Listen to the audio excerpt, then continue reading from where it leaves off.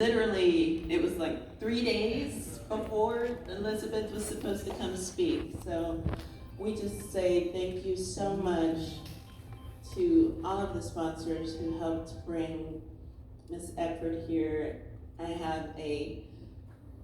I was very pressed for her to come here and see the beauty of Pensacola. I wanted her to meet you all, and so I'm so happy you're here. And most importantly, so many of you are aunties and uncles to my children. So thank you for helping, truly, thank you for helping to raise my children. And I want you to know that they are both living their best lives, and Grace is just having a blast with family.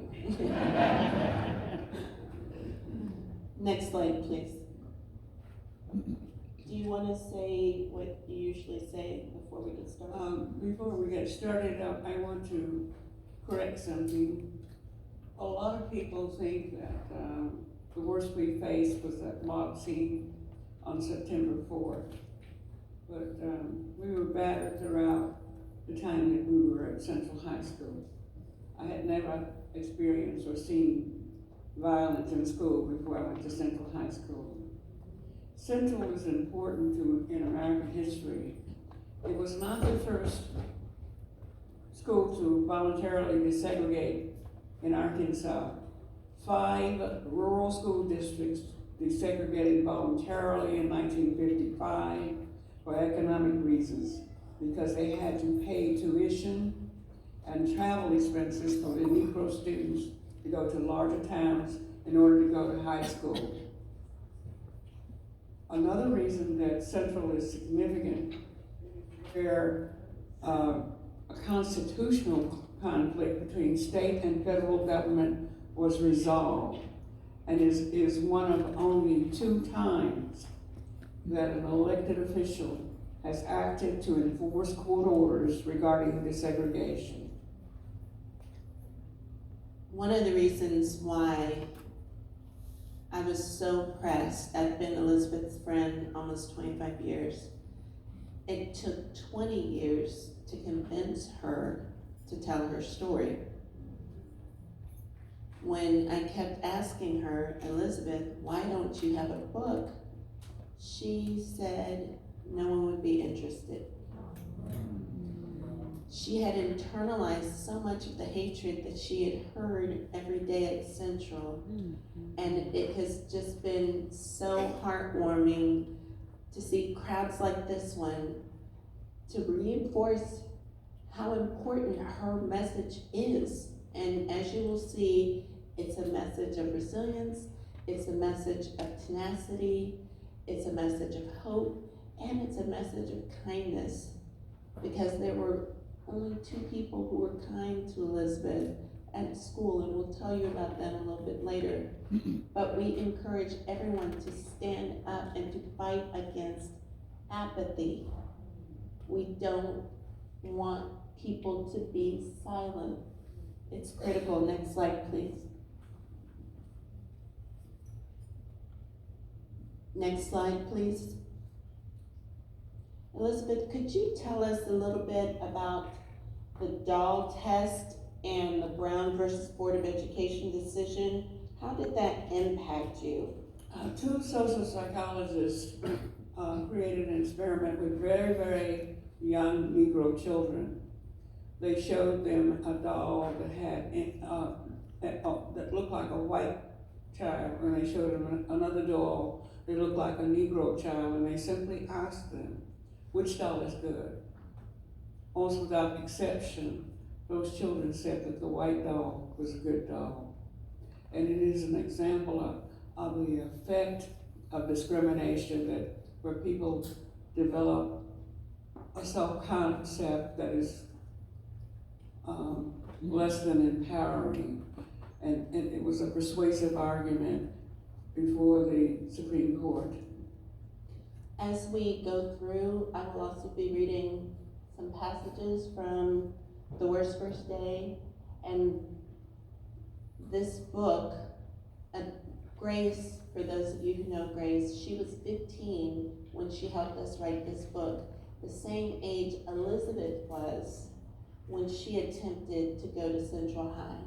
So for those of you who know my baby, can you imagine her walking through that mob scene like you saw and having people scream at her and call her racial epithets and threaten her life? Sometimes it takes knowing someone to connect and to really see an issue as personal. And that's what we want you to think about as you talk to Elizabeth, as you listen to her. Think about something that you care about, and think about how that would impact you if you saw that happening to them. In 1954, 5 families had enough, suing the school boards for their children's future. They wanted their students to have access to equal education and real opportunity. Their cases were combined with Oliver and Linda Brown, forming Brown versus the Board of Education. The Supreme Court case was skillfully led by Thurgood Marshall and lawyers from the NAACP. Next slide, please. And I have to say hi to Dr. Beasley. He was the president of the NAACP and dragged me in to take care of those children. Thank you for the opportunity, sir. Little Rock, 1957. Could you tell us a little bit about the life that you lived in segregated Little Rock? My parents were taxpayers, but we could go to the main library only to check books out. We couldn't sit there and read books. Within 28 blocks of my home was a large park, an amusement park, and where there was also a zoo. We could only go there on certain days, and we could never swim in the swimming pool. They had built a separate swimming pool for us out in the woods. You see, during segregation, there's separation but not equality. The date was September 4th, 1957, a time when everything was segregated except local school buses. Under segregation, people of color and white people did not mix. Given the beauty of today's diverse, multicultural world, it may be hard for you to imagine such racial divisiveness and extreme cultural cliques. Look at the beauty in this room today. You wouldn't have seen that in Elizabeth's world. We would have been in a peanut gallery. Next slide, please. If we were lucky, we would have been in the peanut gallery. Now, how many of you have children? How many of them are very focused on their first day outfit? Why was your dress so special, Elizabeth? I wanted to look special on the first day of school. My sister and I had sewn our clothes from the time I was about 12 years old. My sister helped me make what looks like a dress, but it's actually a skirt and a blouse. It has gingham on the bottom of it because we ran out of white fabric. And we can't see the slides anymore. Hello? Okay.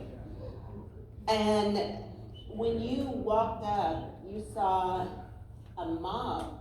What were you thinking when you saw all of those people in front of school? Well, I knew that there were protesters across the street from the school. But I also knew that the governor had called out the Arkansas National Guard to preserve peace and order, as he said. And I saw the soldiers break ranks to admit white students onto the central grounds. So I made 3 attempts to cross their lines, and they barred me 3 times. But at the 3rd time, they directed me across the street where those angry protesters were. As I stepped out into the street, they surged forward, and they were immediately behind me, and I could not go back in the direction I had come from. But the grounds there were very familiar to me. so I knew there was another bus stop at the end of the street. Central is 2 blocks wide. It's such a large school that it has 26 entrances. And why did you want to go to Central? Because I wanted to be as well prepared for college as possible. Each of us decided individually to go to Central to get the best education possible. We were not an intentional group. Originally, 85 Negro students signed up to go to Central. Why do you say Negro? I use the term Negro because I embrace the terms that we use to describe ourselves, and I use the terms that apply to a given time period. I'm not ashamed of the terms that we use, like Negro and Black. Not ashamed at all. Get used to it. Next slide, please. Could you tell us about the frenzy that you saw from the segregationists who came to the school? I had heard racial slurs before, individually, but these were railroad men, factory workers, store owners, high school students, all massed together in a frenzy, pouring forth such racial hatred directed toward me because I dared to try to go to their school. During the summer before, opposition had formed and people joined the White Citizens Council. The White Citizens Council was more acceptable because it did not have the violent reputation of the Ku Klux Klan. And the leaders of the White Citizens Council were attorneys and preachers. Throughout the South and many parts of the country, people were encouraged to resist the Supreme Court decision. And they were not told that orders from this court were supreme over state law. The governor took the position of opposition because he intended to run for another term. And his opposition was similar to the stances that other office holders in the South did, because he was determined that he wasn't going to let anybody out-end him in his contest for another term as governor. The governor is the person in the middle picture to the far left that was speaking. On Labor Day, September 3rd, Governor Favas' television address put segregationists in a frenzy. He claimed threats of violence and was sending in the National Guard, inciting fear and infuriation.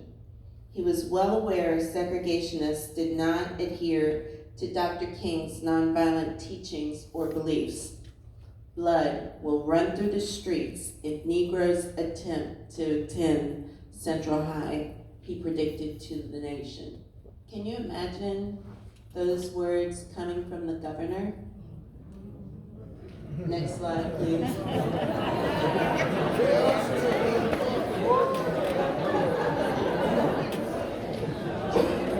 Y'all are not getting me in trouble today. Tell us about General Eisenhower, please. After we were turned away, we turned to the NAACP because we knew that we would need legal help in order to get into school. So we had 2.5 weeks of uncertainty as to when we would get into school and where we would go to school.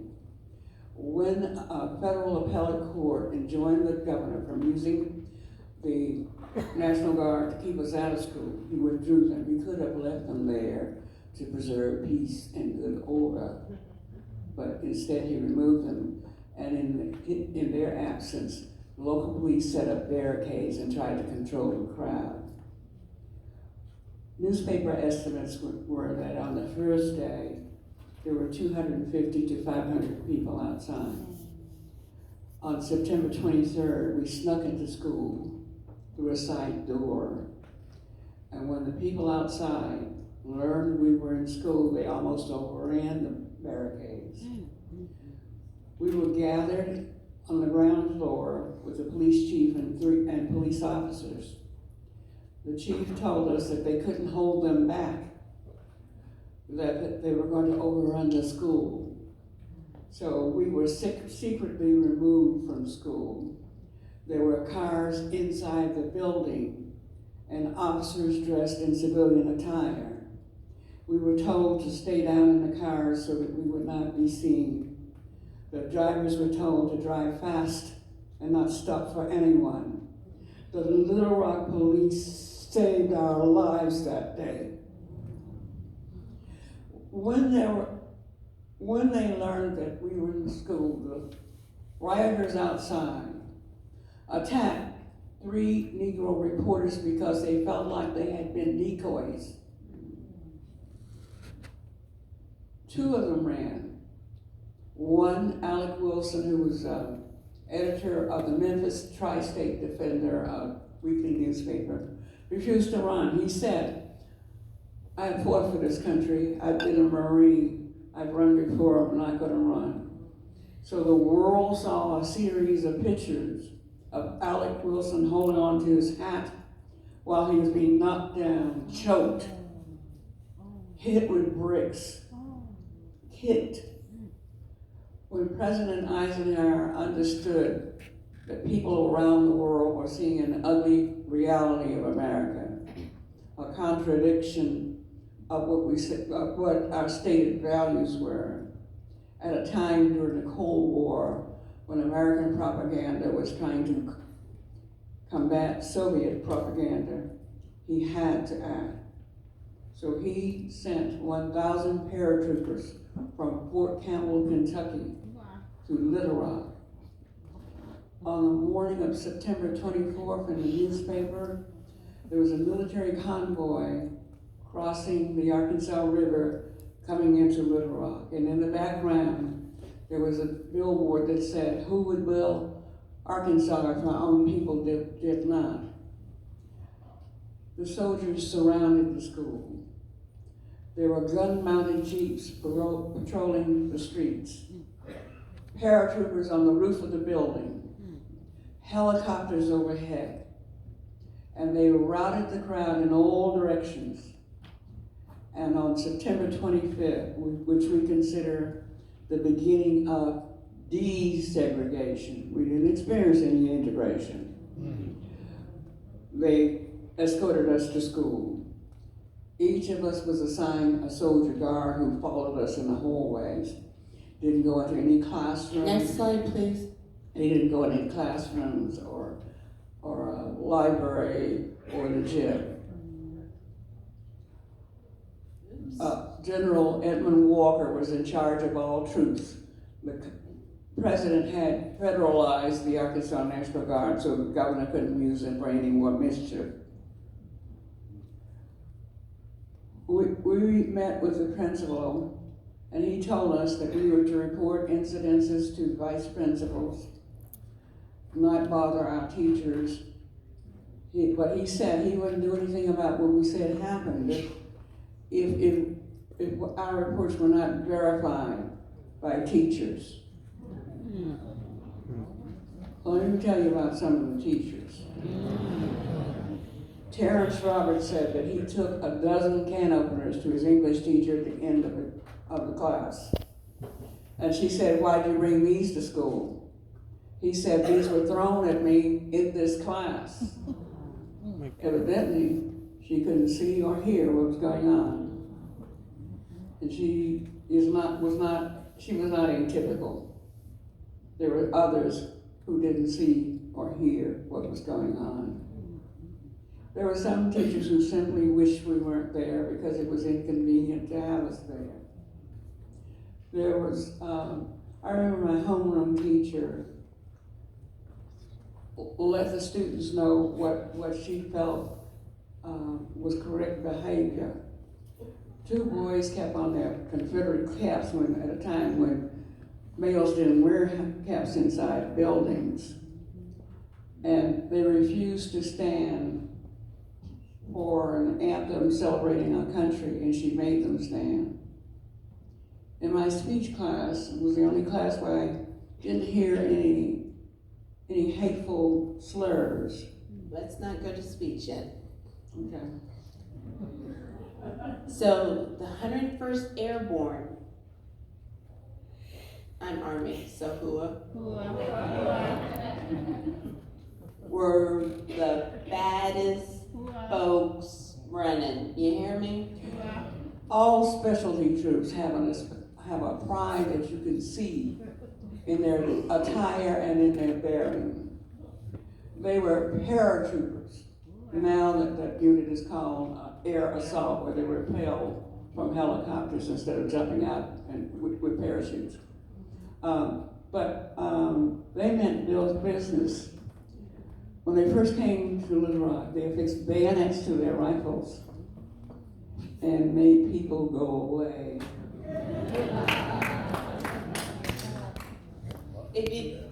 So just envision a crowd and poof, they're gone. However, there's more to the story because there were African American paratroopers as well. And what happened to them, Elizabeth? They were sent to Camp Robinson. We saw them the first day, and then we never saw them after that. Because General Walker did not want white people to have to take orders from Negro troops. General Walker was known to the Army to have made racist comments. He stationed our soldier guards in such a way, there were so many paces behind us that they could not immediately react to what they saw happening if they wanted to. So for those of you, we're just gonna move on. Pretend you see this slide up, okay? The famous picture of Elizabeth. So this is a likeness of the mob scene. Envision Elizabeth trying to navigate this crowd alone. 15 years old. I was almost 16. She was 15 though. And see, don't bring up birthday and then you'll get mad at me. Oh, yes. But it was her birthday the other day.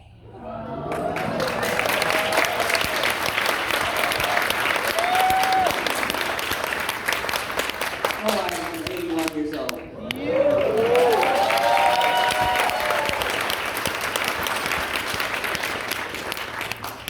She'll kick me later, that's fine.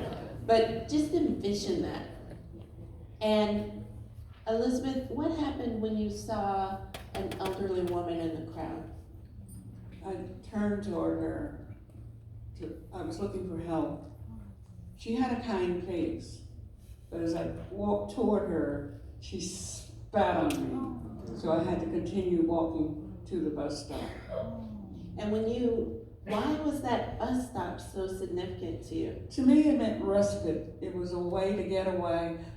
I knew exactly the distance from Central High School to my home. My sister and I had walked a bit further from Dunbar Junior High School near Central, and we walked because we used our bus fare to buy donuts. So I knew how to get home, but I was afraid to be out there on the streets where there would be fewer witnesses as to what might happen to me. I felt like walking this time would be more dangerous. And what had happened recently, just a few years prior to your attack? The lynching and torture of Emmett Till. What was going through your mind as people were saying, get a rope? They were threatening to lynch me. And I remember that a white officer at that point walked through the crowd to show authority, that authority was there. But it didn't temper their attitudes. They continued to threaten me. And when I got to the bus bench. There were two middle-aged reporters there.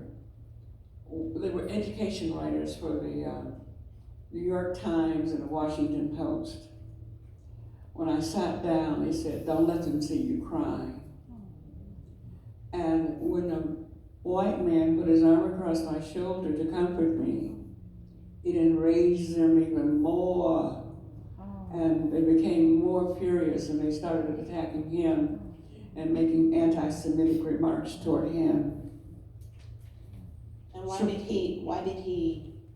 was significant about him? I know, because I was a military reporter, I understand that reporters are not supposed to get involved in the story. But he had teenage daughters, and he just had a moment of humanity. But he got in trouble with his employer for becoming a part of the story.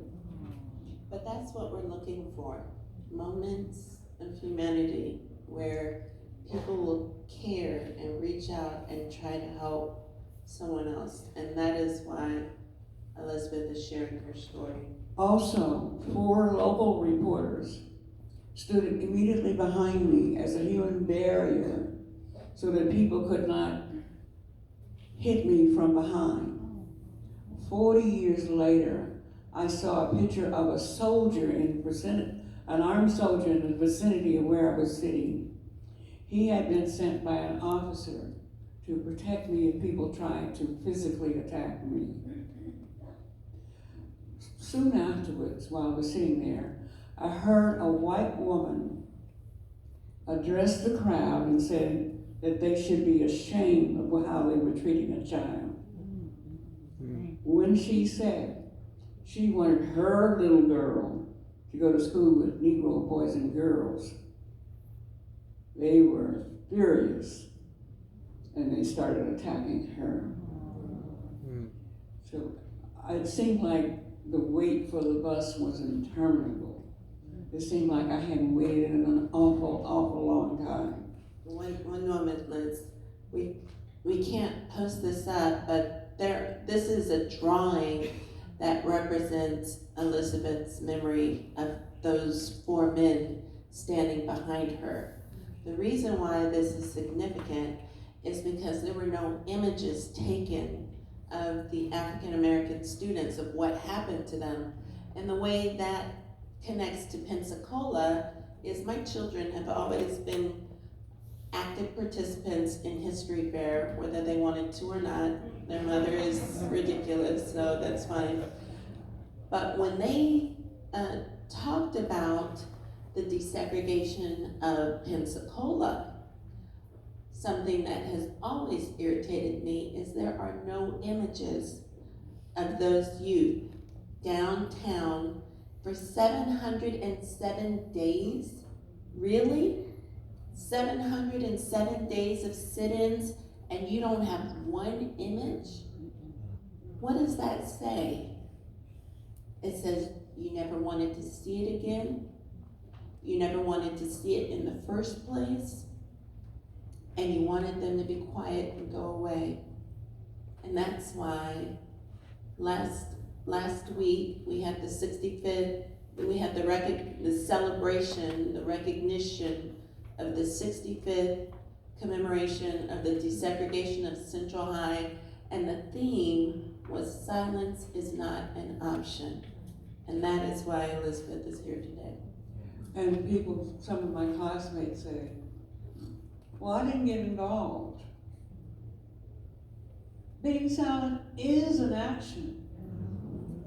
Silence gives permission to bullies to continue.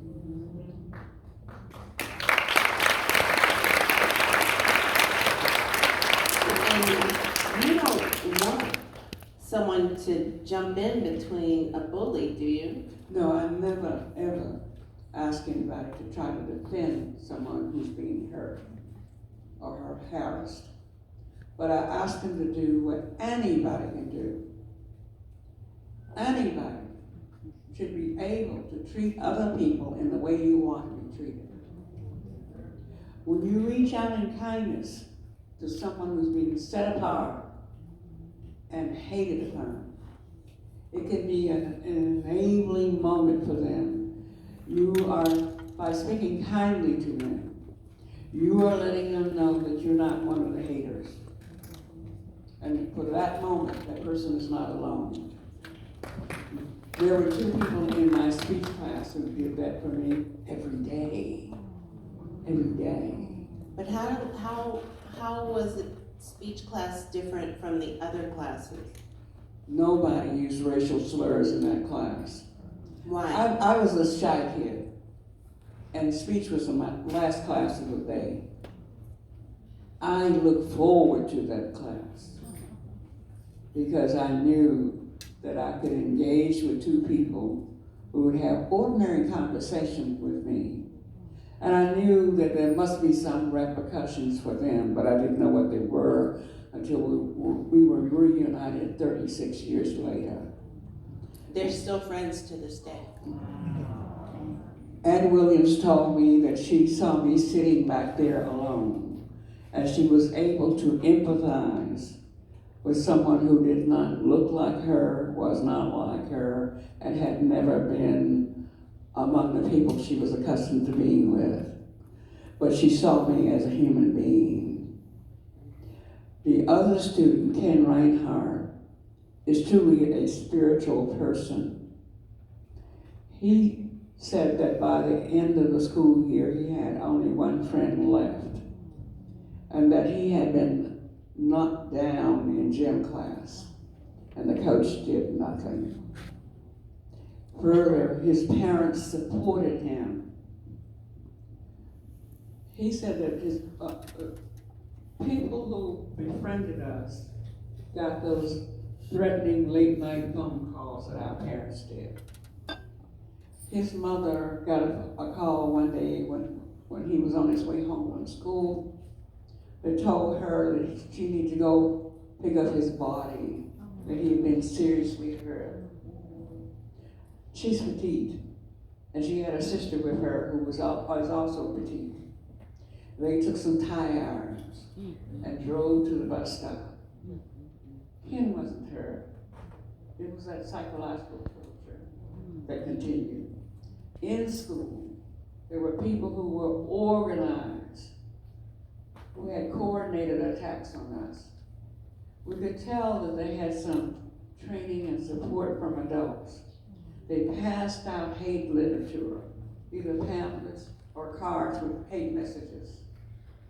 I used to suspect that these were printed in the school print shop, but I can't prove that.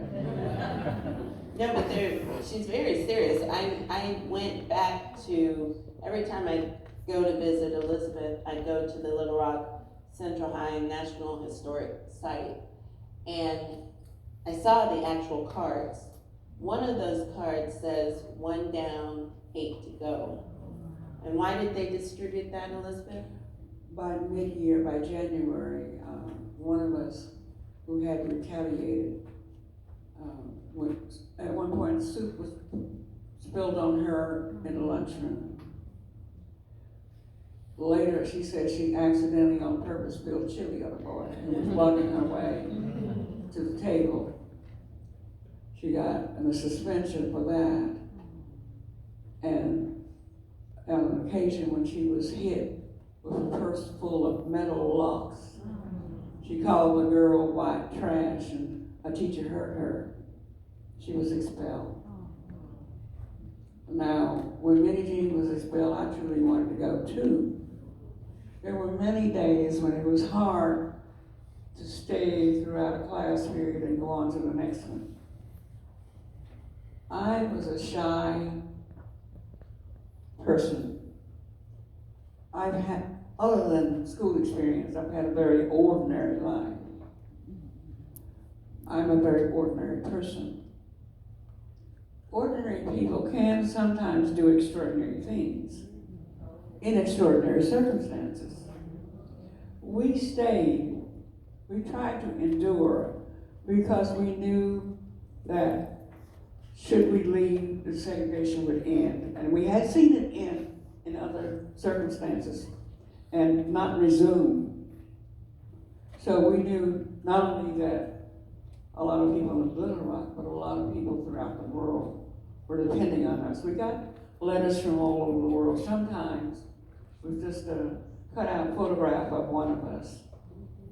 And on the envelope it would say, Little Rock, USA. This girl. So let's go back, and I want you all to realize that the Little Rock Nine experienced physical, verbal, emotional, psychological abuse every single day. Verbal as well. Let me point out General Edwin Walker, who was in charge of all the troops. When he retired from the Army, he was at Ole Miss in Jackson, Mississippi, when James Meredith enrolled and there was a riot there. He was leading the rioters. So, and he was supposed to be in charge of the folks that were supposed to be protecting the Nine. He told the soldiers in most instances not engage the white students. He placed them in such a way that they could not stop attacks on us. But sometimes they could apprehend the culprits and bring them to the office, where some people were expelled, but many people got a talking to, were sent back to class, and had another opportunity to strike out at us over and over and over again. How many students do you think actually physically hurt you? 120 to 200. And how many students does that school hold? Oh, and the school year started out with 2,100 students after a boycott stabilized at 1,900. Today, Central High School has 2,500 students. And today, when you look out in the student body, you see the whole world, because they represent 39 languages. It's actually beautiful to see. It is beautiful to see. And I wish I can't show you, but if you're my Facebook friend, you go on my Facebook page, there is a picture that the students, the art students created in honor of Elizabeth, that's going to be hung in the auditorium, and it's her drawn from the mob scene, but behind her is the Supreme Court and the scales of justice. How powerful is that? They came up with that. If you ever have the opportunity to tour Central High, because it's the It's national part of the National Park System. It's the only It's an high operating school. school, but it's part of the National Park System. But the artwork that those children create that reflects the Nine is so powerful. And some of it is in the book, so you'll see it when you get the book. But I'm telling you, just to know that the students came up with that, how did you feel when you saw that? I knew what serendipity meant. It's unexpected pleasure. In the mob scene photograph, I've never, ever felt empowered. I used to cover it with tissue when people would stick it in my face and ask me to sign it. But what the Central High students created is beautiful, beautifully empowering. It's beautiful. There's another image that she likes that is a representation of the mob scene, but it has her in a uniform from Wakanda. Okay? I hate that I can't show you because it's in the... It's the movie Black Panther. They know who I'm talking about. So she's standing there with a spear, and she is looking ahead like she was that day, but it's just like, woo! It's an entirely different feeling. And I was able to contact the artist and he sent that image to Elizabeth. It is powerful. In my home, I don't put up awards or anything like that, but that's in the hallway.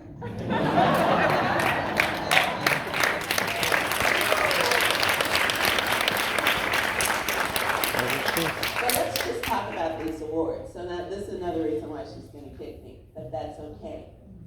Congressional Gold Medal, the highest.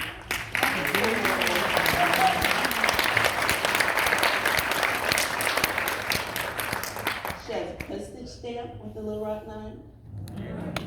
They have a coin. She's gonna really kick me this time. She is Dr. Elizabeth Eckford. She received an honorary doctorate. For those of you who have gone to the Equal Justice Initiative, okay, can you tell I like her a little bit? But if you go to the Equal Justice Initiative, there is a big picture of Elizabeth and the mob scene, and it represents segregation. Brian Stevenson invited Elizabeth to be honored at the grand opening of the Legacy Museum, and he gave her a Champion of Justice Award.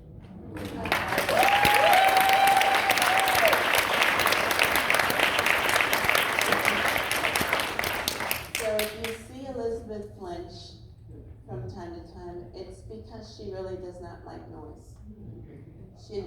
Noise was actually an indication that she was about to be attacked.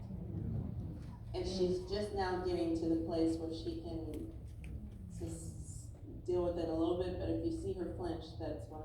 None of the 9 talked about what it was like inside school for 30 years. Because when you try to do that, it is a walk through pain. I didn't start doing that until 1997, when I was contacted by a teacher who was leading a group of students on a civil rights tour. And he was a very persistent person. He asked me again and again and again and again, and I said, no. But when 100 of the students wrote me letters, it was something that I could not ignore. So I've been talking to students who come to Little Rock on their tour since 1997, every year. So let's talk about trauma for a little bit, because that's what we have been talking about as of late. We are reaching out. We want students to understand. We don't just talk to students, but we in particular want students to understand that if there is something that is bothering them, if they need help, to get help. And as adults, we're asking you to reach out to students and check the pulse. Long-term trauma leads to post-traumatic stress disorder.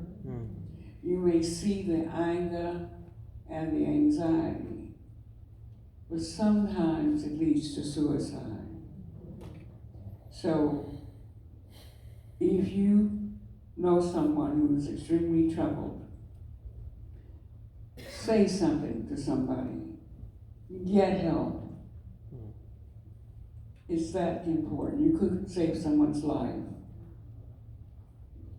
While I lived here, my baby brother committed suicide, and actually helping Elizabeth with this project helped me focus on something for a little while, but it never takes that pain away. But our hope is that by sharing this story and by encouraging students to be persistent, to be resilient, to be tenacious, and to understand that given everything that Elizabeth and the 9 endured, they never thought about taking their own lives because of what someone else thought or because of what someone else did. Our children today have to deal with such pressure. Social media has just created a mindset that is just taken over and impacted their self-concept. And you remember when we were talking about the doll test and how it was deemed that segregation was impacting the self-concept of African American students.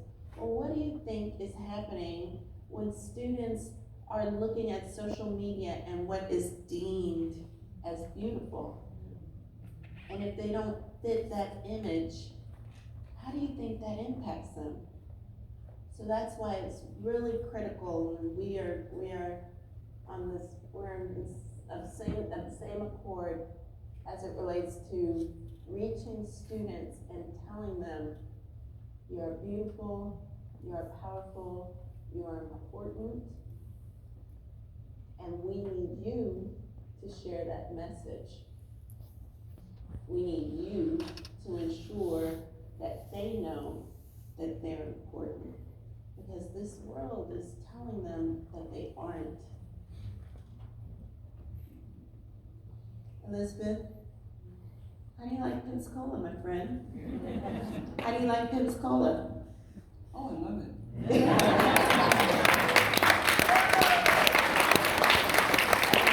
We have been so warmly welcomed here. Thank you very much.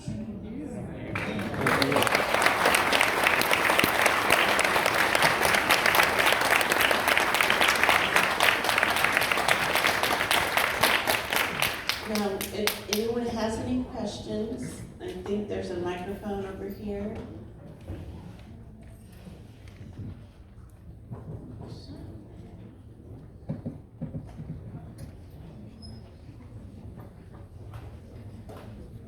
First of all, I want to say thank you so much for giving us the opportunity to hear your story, your courageousness, your spirit. I'm so humbled in your presence.